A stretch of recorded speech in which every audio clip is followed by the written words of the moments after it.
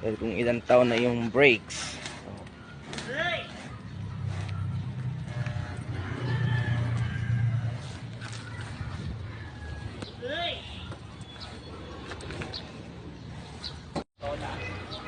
Andito po ako ngayon mga kaibigan dito sa Apollo Works Garage, kung saan po pinapagawa po namin yung sasakyan namin dahil check po yung brakes.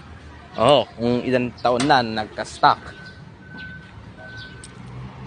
Ayan, check po yung brakes ng sasakyan.